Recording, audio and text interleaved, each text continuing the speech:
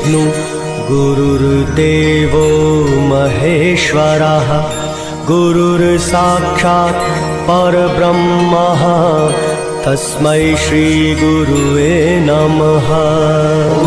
गुरुर्ब्रह्मा गुरुर्विष्णु गुरुर्देवो महेश्वरा गुरुर्साक्षात् परब्रह्म तस्मै श्री गुरुवे नमः।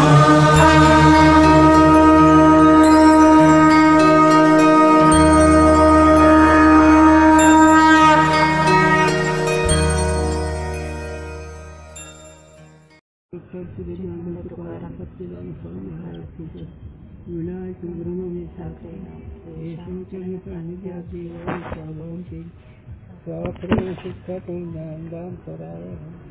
विनायक वंदे वंदे ज्ञान प्रतापिल सर्वसेनावर्ती अद्वैत भाव पुष्पम बुद्धि रहस्य ज्ञान से भगवान श्री रंगनाथ गुराज नमस्ते अस्ति भाति प्रिय सिंधु में नाम रूप जंजाल लिखित आत्मधूत भक्ता कान्याय।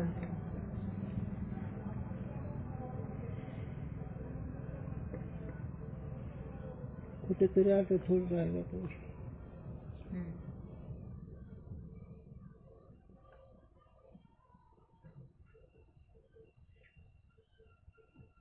तो शब्दरत्न व्याकरण के ग्रंथ से खंडित है। कहा यह प्रसंग है उच्चारण करे शब्द से बोध होवे है, उच्चारण विना शब्दबोध होवे नहीं। या अर्थ के बोधक महाभाष्य का वचन लिखी के यह शंका लिखी। आता जेव्हा संख्याच्या आधीचा होय एक दोन होय मौनी उच्चारणचा विषय, मौनी उच्चारणचा विषय मग त्याच्या आधीचा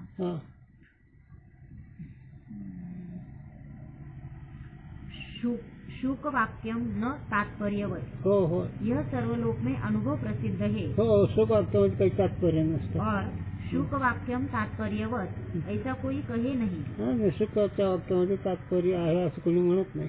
याते बुबोधीशाधीन वाक्यजन्य शाब्दबोध में तात्पर्य ज्ञान हेतु है। म्हणून ज्या शब्दाचं ज्ञान होतं त्याला तात्पर्याच्या शब्दामध्ये। और बोधरहित पुरुष ने उच्चारण करे वाक्य ते शाब्दबोध होवे है। आणि जर त्या पदाचं ज्ञान नाही तर पण त्याने ते पद उच्चार केलं तर ज्ञान होतं। परंतु तो वाक्य बुबोध ईशाधीन नाही। ते वाक्य ह्याच्या अधीन नाही, म्हणजे अधिकाराच्या। बोध की इच्छा, इच्छा बोध की इच्छा, बोधाची इच्छा म्हणजे बुबोधीश। म्हणजे इच्छा कोणाला असते बोधाची अधिकाऱ्याला। हो ते पुरुष तुम्हाला आम्ही प्रॉपर ऐकतो बघा संस्कृती पोर विद्यार्थी म्हणजे आम्ही तात्पर्य तुमच्या विषयाला ऐकत आम्ही। पण एक दोन दिवस हे झालं म्हणजे त्यामुळे काही गावाला गेली आणि एक वेळेस तिच्या कलाने एखाद्या वेळेस विषय बदलावा लागतो वेळ मला ते आता आठवण झालं। मी ऐकतो म्हणजे जेवढे महाराजांचे आहेत नारायण डॉक्टर तेवढेच ऐकतो म्हणून त्याला बघून समज ऐकणारी पेक्षा ताके अर्थ के बोध में तात्पर्य ज्ञान हेतु नहीं। म्हणजे त्याचं म्हणजे ज्याचं हे जे टाक्याहून ज्याला त्याचं काही हे नाही त्याच्या हातावर काही ज्ञान नाही। पण ते कोणाचं ज्याला त्या वाक्याचं हातात ज्ञान नाही पण ते वाक्य उच्चार करतो असा जो माणूस त्याच्यामध्ये काही तात्पर्य नाही असं पाठीमागचा विषय आहे। काही माणसाला काही नसतं पण एवढं बोलायचं असतं त्याचा हेतू नसतो। एका शब्द सांगता हेतू नसून बोलणं आणि त्या बोलणं काय असं असतं आणि त्या जे इच्छा आहे त्या वाक्याचा असतो त्याला त्याचे ते कळत नाही। म्हणजे हेतू रे जे बोलणं ते तात्पर्य नसते त्यात। और मौनी रचित श्लोक में वक्ता की इच्छा तात्पर्य संभवे नहीं। काहे ते हा. उच्चारण करता वक्ता कहिये हे. आता वक्ता करणारा म्हणायचं उच्चारण करणारा, स्पष्ट बोलणारा. मौने म्हणजे मनाने काही घेणारा किंवा मनाने त्यात काही त्याचं इच्छा नाही. उच्चारण करे नाही. उच्चारण करणाऱ्याला ज्ञान होतं, मौनेला त्याच्याकडून ज्ञान होत नाही. याचे मौने म्हणजे मनात बोलणारा. याचे मौनीची इच्छा वक्ताची इच्छा नाही. म्हणजे मौनाची जी इच्छा आहे, जे आपण मनात जे काही विचार करतो ते वक्त्याची इच्छा नाही. आणि वक्त्याची काय इच्छा, ज्यावेळेस तो स्पष्ट बोल त्याच वेळी त्याची इच्छा प्रगट होते. म्हणून माऊली म्हणते, मानव जाणे जे बोले, झाड जाणे फुले, आणि भोग जाणे कर्म केले भोगे. कर्म भोगावरून कर्म कळतंय, बोलण्यावरून माणूस मन कळतंय, आणि वासावरून फुल कळतंय. तसं इथं मौनी आहे तर त्याचा काय उपयोग नाही. ज्यावेळेस तुम्ही उच्चार करा त्यावेळेस त्याचं त्या मनगत कळतंय, त्याचं तात्पर्य कळतंय. यह वेदांत परिभाषा की टीका में धर्मराज के पुत्र ने लिखा है. असं हे वेदांत कोणती टीका? वेदांत परिभाषा. वेदांत परिभाषा त्या ग्रंथाच्या टीकेमध्ये त्याचा जो धर्मराजचा जो मुलगा त्याने लिहिलाय. कुठे कुठे लिहिलं या बिचाऱ्याने, कसं लक्षात ठेवलंय तर त्याला आणि त्याची किंमत मी सांगतो तुम्हाला. ज्याने ग्रंथ लिहिलाय त्याचं नाव निश्चल गावजी, विचारसागर प्रभाकर. त्याला हाडीताप होते, 24 तास हाडीतापात फन करून पडून राहायचा. त्याला काही कळत नसतं, एवढा आजार होता. पण त्याच्या गुरुने 2 तास माहिती केला. 2 तासात त्याला काही होणार नाही म्हणले. त्या 2 तासामध्ये आंघोळ करायचे, 2 ग्रंथ लिहायचे, पूजा करायची, आणि पुन्हा ते आला रोग ताप तिकडं पडायचा. कसं किती लक्षात ठेवतं हे बाबा. पुन्हा आता मुलगा कोण लिहिले त्यांनी त्या ग्रंथात हे हा विषय लिहिला काय हे. चला म्हणजे मी त्याची माहिती दिली होता या विषयाच्या समोर नाही. त्या महात्म्याचं काय हे अधिकारी सांगितलं नाही. आता ते वक्त्याचं तात्पर्य उच्चार केला तरच आहे. मौने त्यामध्ये काही तात्पर्य नाही, त्याचं वाक्य ऐकायलाच नाही ऐकतं. हां तो शब्दरत्न व्याकरण के ग्रंथ से खंडित है. आणि ते ज्याचे काही वाक्य असेल त्या वाक्यात काही हेतू नसेल ते व्याकरणावर त्याचं खंडन केलेलं. कहा यह प्रसंग है उच्चारण करे शब्द से बोध होवे है. आता तिथं त्या व्याकरणाच्यामध्ये असं तात्पर्य आहे की उच्चार जर केला तर त्याचं ज्ञान होईल त्या शब्दाचं. उच्चारण विना शब्दबोध होवे नाही. उच्चार केल्याशिवाय शब्दबोध कसं होईल? आता शब्दबोध का पदार्थाचं ज्ञान का शब्दाचं ज्ञान?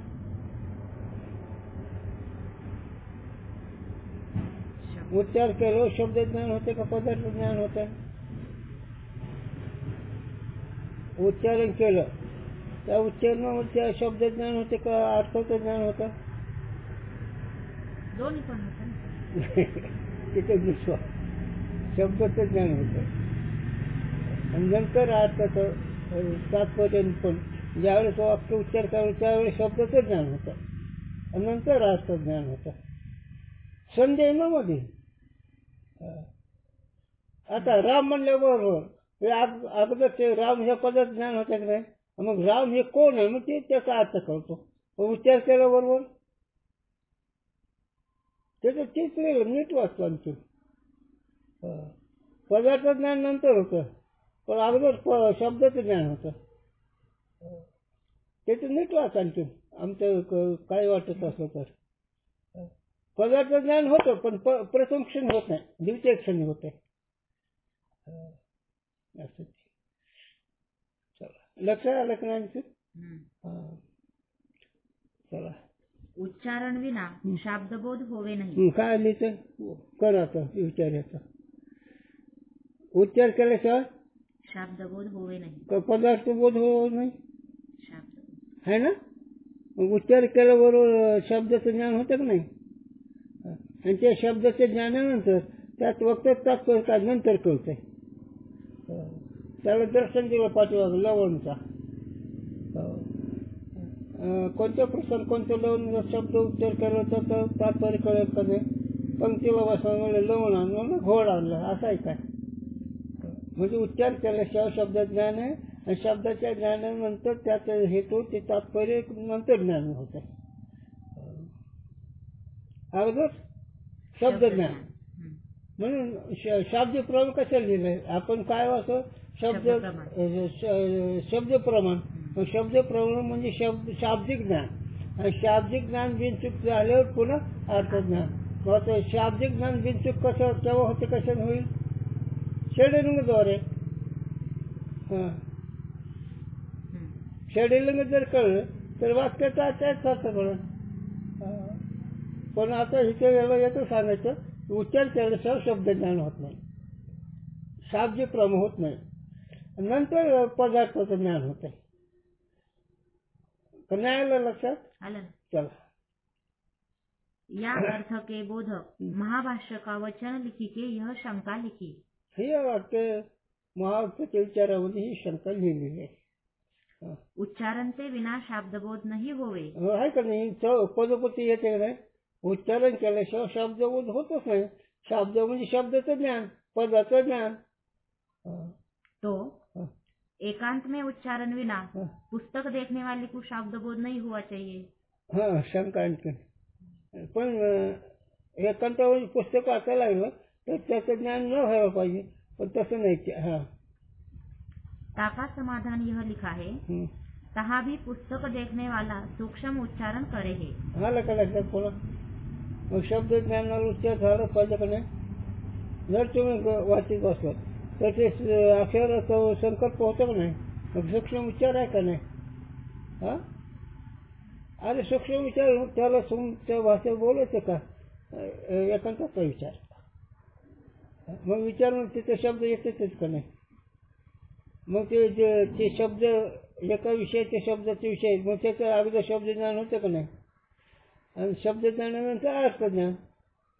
लक्षात आलं का नाही. मग शाब्दिक प्रवाह म्हणजे उच्चारण केल्यानंतर त्या शब्दाचं ज्ञान होतं आणि नंतर पदार्थाचं ज्ञान. पण शब्द उच्चार आणि अर्थज्ञान नाही समजाईमध्ये. या रीति से मौनी लिखित श्लोक का उच्चारण करता मौनी है. म्हणून याच्याकरता जे श्लोक लिहितात त्याचा उच्चार करणं ते मौन आहे. मौन म्हणजे मनामध्ये. और अभेद रत्नकार का यह मत है जहाँ तात्पर्य का संदेह होवे तहा शब्दबोध होवे नहीं. आता त्याच्यावर रत्नकार ग्रंथकार आहे. मला काय तुम्हाला काय पटेल पटेल किती बिचाऱ्यांनी कष्ट केले. प्रत्येक ग्रंथकर्त्याचं नाव घेतात. तुम्हाला जाणून तुकोराचं नाव येत नाही. बर तो हाडीताप पडलेलो महात्मा 24 तास हाडीताप फन फन फन कर जेवत सुद्धा नसं हेच का आजार होता. पण गुरुच्या कृपेची 2 तास आजार नाही झाला त्यात हे 2 ग्रंथ लिहिले. प्रत्येक ग्रंथकर्त्याचं नाव येते का नाही. काय म्हणजे त्याच्यात एकच वैभव माझ्या गुरूंची आठवण. गुरुजींनी सांगावं एक ओळी आठवते माझ्या गुरुबद्दल. 13 जेवढी ओळ येते पहिले पूर्ण जयाचे केले स्मरण होय सकळ विद्याचे करण त्याचे म्हणून उच्चारण श्री गुरुचे. ज्यांचं जर आपण स्मरण केलं तर सगळ्या विद्या तिथे येतात. झालं म्हणून चालू नाही काय सांगा एक गुरुनिष्ठ असल्याशिवाय कुठल्याला लाभ होत नाही. सगळं जरी केलं पण गुरुनिष्ठ जर नसेल काही कळत नाही. कारण गुरुची एक शक्ती असते त्याच्या पाठीमागं आणि गुरुच्या शक्तीवरती सर्व लिहिलंच जयाचे केले होय सकळ विद्याचे अधिकरण. सगळ्या विद्येचा अधिष्ठान होत होतो. अधिकरण म्हणजे अधिष्ठान सगळ्या विद्येचं. सगळ्या विद्येचं 64 कला आणि 14 विद्या आणि हे अध्यास आहे आणि ब्रह्मज्ञान त्याचं स्वरूप खरं ज्ञान आहे. आणि हे अंत्यकरण अध्यास कळलं तरच हे कळतं नाही तर काही कळतच नाही. मग अंत्यकरण अध्यास आहे का दृश्य आहे है ना. मग ते सुख दुःख अध्यक्ष ते का नाही, पण आमच्याकडून अध्यक्ष ठरलं पाहिजे ना. माऊली म्हणते कुठे लक्ष येत आहे, काय म्हणते लटके काय व्यवहार, मग आमच्याकडून लटकावले अध्यक्ष आहे का नाही. हे मी का सांगितलं की त्या महात्म्यांनी कोणत्या कोणत्या ग्रंथाचं त्याचं कर्त्याचं नाव घेऊन त्याचा हा विषय लिहिला. कौतुक करावं लागतं साधूचं. आणि त्याचं एकच कारण गुरुजी सांगतात, सूर्य हातात आलं कोणता रस्ता दिसत नाही असं नाही. जो पण सूर्य हातात येत नाही तो बरोबर रस्ता चाट पोचत. सूर्य हातात आल्यानंतर त्याला रस्ता कोणतं दिसायचं काय अवघडच नाही. तर श्रीगुरु रूपी कृपा, श्रीगुरु चिंतन हे एक सूर्य आहे आणि ते बरोबर होते. मग त्याला आठवण येते रे, रत्नकार ने ऐसा लिखा आहे. आता पण किती नाव घेतलं त्याने आहे का तुमच्या लक्षात. जाऊ द्या, हे मी काय सांगितलं त्या साधूचं कौतुक सांगितलं. आणि अभेद रत्नकार का यह मत है, जहाँ तात्पर्य का संदेह होवे तहाँ शब्दबोध होवे नहीं. आता त्याचं असं बोलणं आहे त्या रत्नकार, ज्याचं शब्द ज्ञान काय तात्पर्य का संदेह होवे, जिथं तात्पर्याचा संशय असेल तहाँ शब्दबोध होवे तिथं नहीं. शब्द ज्ञान होत नाही. और जहाँ तात्पर्य के अभाव का निश्चय होवे तहाँ भी शब्दबोध होवे नहीं. म्हणजे त्या तात्पर्याचा अर्थही कळत नसला तर तिथे शब्दबोध होत नाही. जहाँ प्रथम तात्पर्य का संदेह होवे, प्रथम तात्पर्य का संदेह होवे अथवा तात्पर्य अभाव का निश्चय होवे, उत्तर काल में तात्पर्य का निश्चय हो जावे, तहाँ शब्दबोध होवे है. आता अगोदर जर शब्द हे जर नाही कळलं तर शब्द ज्ञान होत नाही. तात्पर्य जर नाही कळलं तर शब्दाचं तात्पर्य जर नाही कळलं तर ज्ञान होत नाही. ते कसं तुम्हाला सांगतो. तुम्हाला सांगितलं अरे तिथून आणते, आता तिथून ती आण म्हणजे काय कळलं म्हणते, तिथून म्हणजे काय ती आण म्हणजे काय, म्हणजे वाक्य बरोबर नाही. आणि तिथून कोण, अरे त्या गणपतीला भेटून ये रे, आता गणपतीला भेटून ये म्हणलं नंतर तुझं वाक्य स्पष्ट झालं आणि त्याचं तात्पर्य कळलं. आणि हे जर तात्पर्य जर नाही कळलं तर वाक्य ज्ञान होणार आहे. हे गणपतीला भेटून ये, तर ते गणपतीला भेटून ये हे तर जर तात्पर्य नाही कळलं त्या वाक्य ज्ञान होत नाही. आणि दुसरं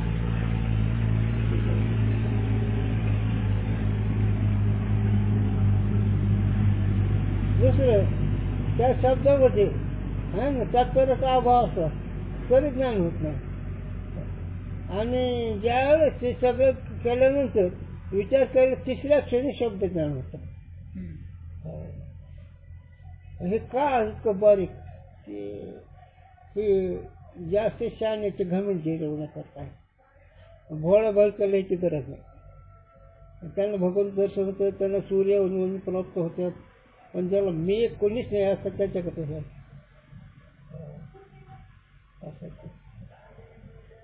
अतिशय नालं हे असतात.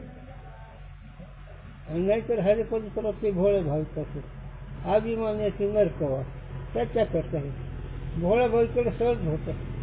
त्याला पाठ करावं लागत नाही, त्याला काही करावं लागत नाही. याच्यावर गुरुंचा दर्शन सांगितलं.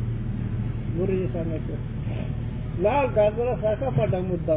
एक गुरुजी सांगा, घरात जायला घर नाही, शेत राहायला घर नाही, जायला शेत नाही, अंगावर वस्त्र नाही, तर लाल गाजरासारखा.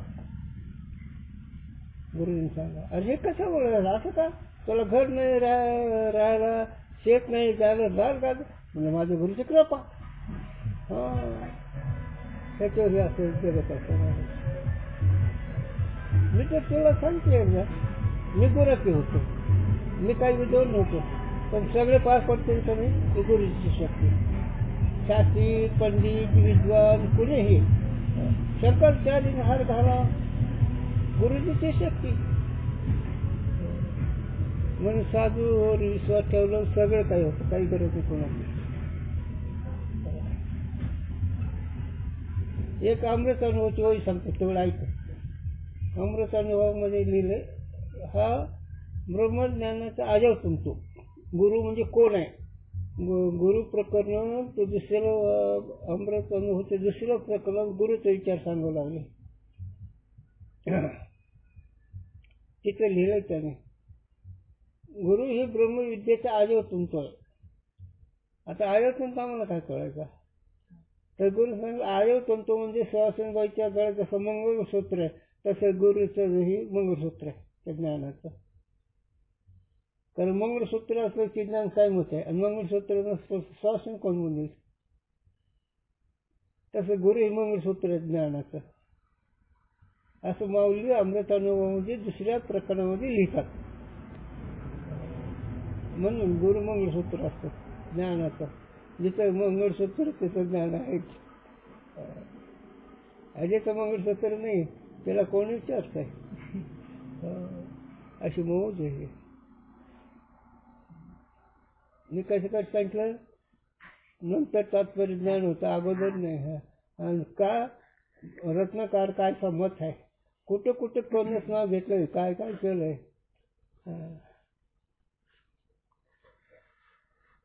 याचे तात्पर्य के संदेह ते उत्तर काल अभावी शाब्दबोध में और तात्पर्य अभाव निश्चय ते उत्तर काल अभावी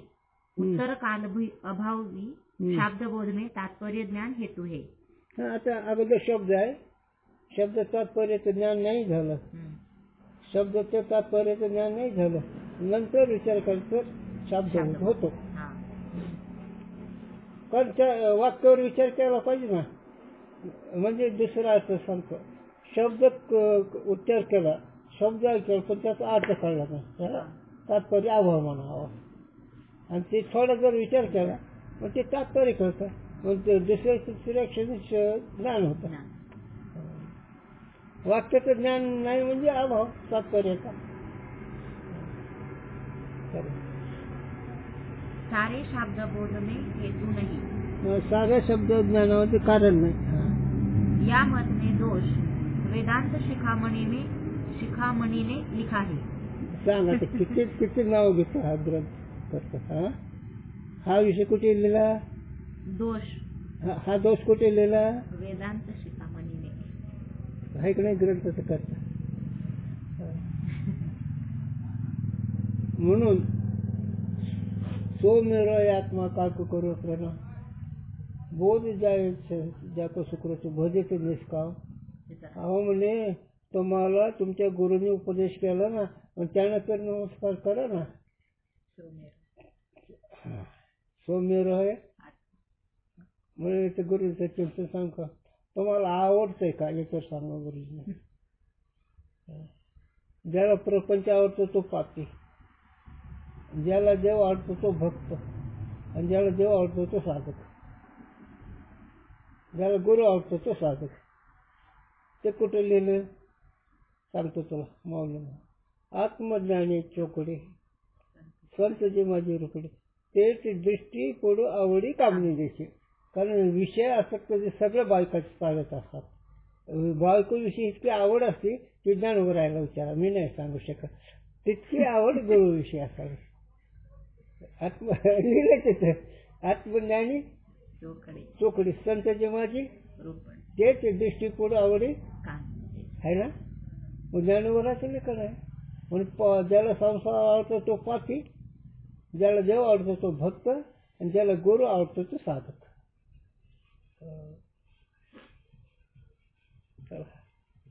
ठरलेलंच आहे, गणित आहे.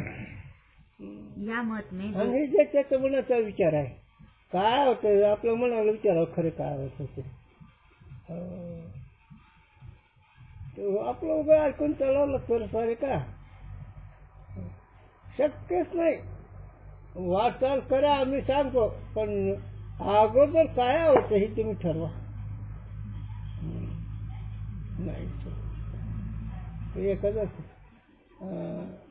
दिवस कसं आम्ही व्हायला जाईल का? आज काम भागत नाही, व्हायला जात नाही, पण आज काम भागत नाही. जेव्हा त्या कसाला येतं तेव्हाच काम भागत. म्हणून गुरुजींनी सांगायचं साधू हे गुन्हेगार आहे आणि ऐकण्याला बोलले पाहिजे. ते कसं आज तर कवा काय साधं काय विचारते ते सहन करावं लागतं. विचारण्यावर त्यांचं फटके खाणं पुढे काय विचारते मग ते साधं नाही म्हणता येत नाही आणि ते कळलं तर सांगावं लागतं नाही तर नाही. हे मी इतकं का बोललो की काय आवडतं आवडत जिथे आवडायचे येत ना आवडे आम्ही बैसावलं तर चिकते निवडे ना असायची तेव्हाही लाभ होतो तेव्हाही शक्ती राहते.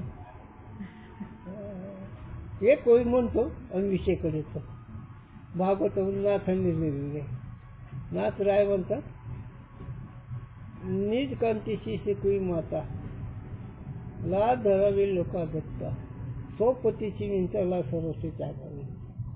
मुलीला आईशे कटवार लोक कटवा मरायचं ठेव पण एकांतच म्हणून तिथं मराय नाही तितकं असावं लागतं मग ती मजा इथं घेर भी खाएंगे बडगम सांभाळून ऐसा नाही होता यहाँ. चला या मतले दोष वेदांत शिखामणीने लिखा है. असा जो भागा ते वेदांत शिखामणीने लिहिलेला आहे. खंडन में आग्रह नहीं त्याचे दोष लिखा नाही. आणि त्याचे जे दोष आहे ते आम्ही लिहिलं नाही त्याचे खंडनात काय आमचं तात्पर्य नाही. उगं काही गोष्टी तात्पर्य नसतं उगं काही खंडन करायचं नसतं कारण आता ते खंडन म्हणणं मनुष्य साधकाचा विचारून डोकं क्रॅक होईल ना फक्त विषयाची दिशा दाखवायची. नाहीतर काय सांगू बा तुला सांगतो या ग्रंथाचं चिंतन करणाऱ्या 6 महिने दवाखान्यात पडलेले आणि ते तूप शिरा भात खाणारे तुपातल्या शिरा खाणारे बघा होता ते 6 महिने आणि आम्ही कालवून असं बसबस केलेलं भाकरीचे तारा तुटलेल्या इतक्या ते खाल्लं आणि ते आम्हाला बसवून सांगतो.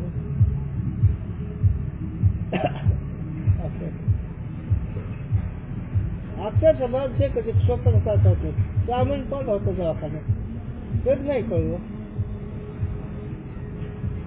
असं मात्र वोकर करायचं ना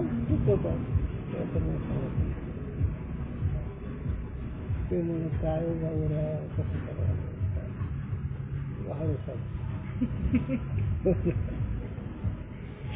काही गोष्टी मोठे झालं सांगायला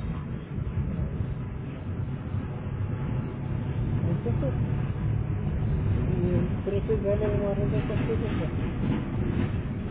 ज्याला खरंच तत्वनिष्ठ झाला त्याला बाकी काही काढलं त्याची खुणच आहे. आता शास्त्र काही लिहिलेलं असतं पण त्याचं तात्पर्य वेगळं असतं म्हणून त्याच्या खंडनामध्ये काही कोणाचं रत्नकार जे असणार पुरावकर रत्नकार त्याच्या खंडनामध्ये काही लिहिणे हा दोष त्यांनी लिहिलं त्याच्या खंडनात काही दोष नाही आग्रह नहीं तात्पर्य नहीं. विवरणकार और मंजूषाकार के मत में जैसे पूर्व उत्तर मीमांसा निष्फल होवे है तैसे या मत में मीमांसा निष्फल नहीं. आता पाठीमाग काही ग्रंथ निष्फल आहे असं सांगितलं पण या मतामध्ये म्हणजे रत्नकारच्या मतामध्ये उत्तर मीमांसा म्हणजे व्यासांचं हे ब्रह्मसूत्र शंकराचार्याचं भाष्य 10 उपनिषद हे उत्तर मीमांसा हे निष्फल नाही. कहते या मत में तात्पर्य संदेह होता शब्दबोध का तात्पर्य ज्ञान हेतु है. हाँ आता या त्यामध्ये शब्दाचे ज्ञानानंतर अगोदर काही काळ शब्द ज्ञान होत नाही त्या अर्थाचं ज्ञान होत नाही आणि त्या शब्दाचा विचार केला पण त्या अर्थाचं ज्ञान होतं म्हणून याचं काही दुसरं तात्पर्य कळतंय शब्दाचं तात्पर्य कळतं पण उच्चार केल्यावर कळत नाही. उच्चार करून त्या शब्दाचा जर विचार केला तर मग मात्र म्हणून काय सांगतो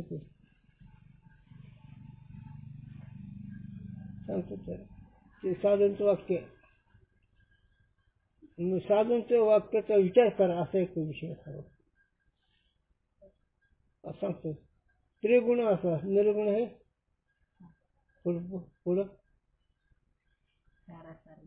विचार आला की नाही हे म्हणत हे वाक्याचे विचार अगोदर त्रिगुण असार काय निर्गुण सार काय हे जर विचार केला तर कळेल निर्गुण सार कसं सगुण असार त्रिगुण हे असार कसं हे विचारून कळेल का नाही. आता हे विचार सांगलं किती वेळ लागेल कळायला किती वेळ लागेल अधिकाऱ्याला कळलं. त्रिगुण जर आसार म्हणतो मोठ खरा खोटा कळते का. आणि माझे गुरु म्हणे समाधी बांधू नका माझी त्याच्यापेक्षा पुढे सांग का सांगतो तुला. त्रिभुवन वैकुंठ कैलासाधिक आसार आहे त्यात तथ्यच नाही आणि त्याच्यापेक्षा पुढे जाऊन सांगूच का. प्राचीन भाषे कळ कुठे तो शब्दाला विषय सुद्धा नाही. प्राचीन भाषेत संस्था जर कळली तुम्हाला तर वैकुंठ हे शब्द सुद्धा त्या वैकुंठ हे पद आहे पण त्याला अर्थ नाही. कुठे जायचं गुरुची आठवण गुरु सांगा ए मावशे तू फुलोरा घेते त्यात तांदूळ घेते एक एक एक एक तांदूळ गावला होते गडे जगदी पुलापासून ते गोपड पुऱ्यापर्यंत काय व्हायचंय काय खरं हेच एकच असतात त्यांनीच मी बोलू शकलो तिथे मला एकच जे श्री गुरु साधिकर झाले असं जे मान श्री गुरु झाले आहे त्याच्यामुळे ही बोलू शकतो.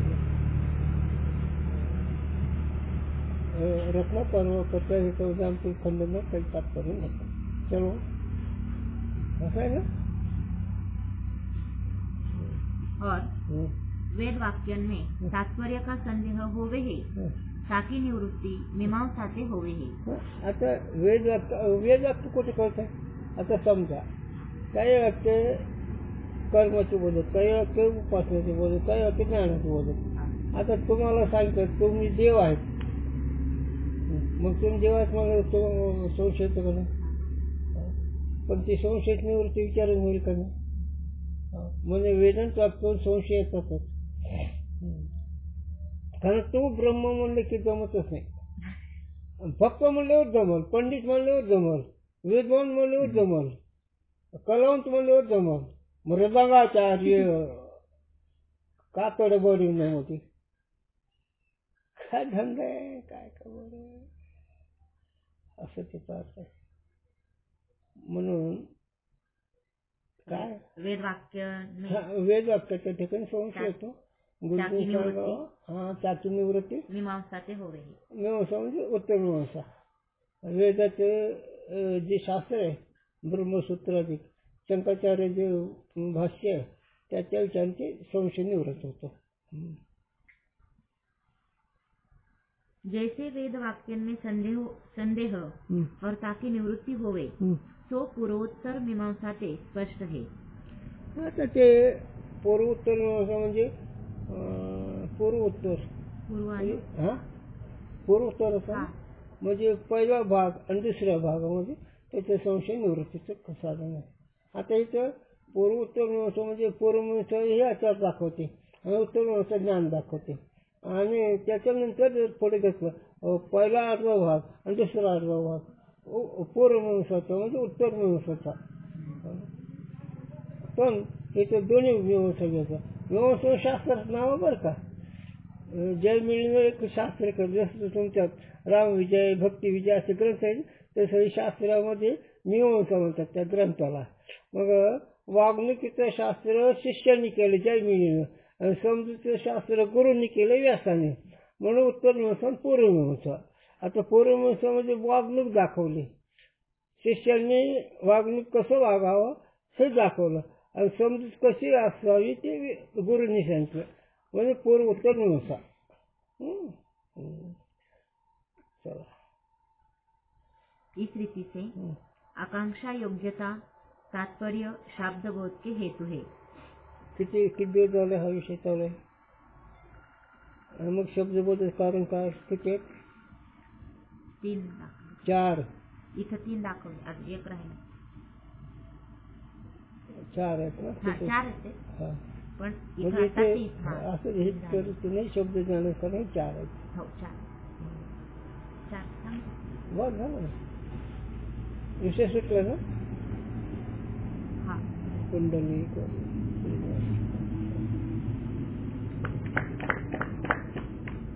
हे तुम्हाला आज सांगतो.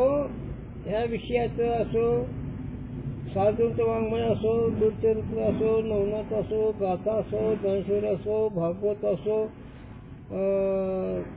स्वशास्त्र असो, त्यात ते शब्द ज्ञान व्हायला पाहिजे अगोदर. आणि शब्द ज्ञानानंतर मग त्या शब्दाचा जो अर्थ तो कळत असतो. आता त्याला काही शब्द माहीत नाही आणि शब्द उच्चार केला तरी कळत नाही, मग त्याला ज्ञान होत नाही. म्हणून तुम्ही नेहमी ती ग्रंथ वाचल्यावर त्या शब्दाचं ज्ञान होतं आणि शब्द ज्ञान झाल्यानंतर शब्दाचा अर्थ कळतो. मग सरसु गुणशास्त्र निवडी रेखमार्ग घडी एक क्षण सुद्धा शास्त्र वाचल्याशिवाय राहू नको. आता आम्ही आज एकादशी ते पुढच्या एकादशीला वाचायचं, कवा लक्ष राहायचं रे. आणि ग्रंथ सतत वाचा आपल्या वेळेनुसार. 24 तास नाही बसतो आपल्या जमत ना, एक तरी सेवा करावी, तास अर्धा तास, मग ती तपस्याला वाटतं वाटेल. बघा जर तुम्ही कष्ट आता ती जा बोलायची गोरे कोणत्या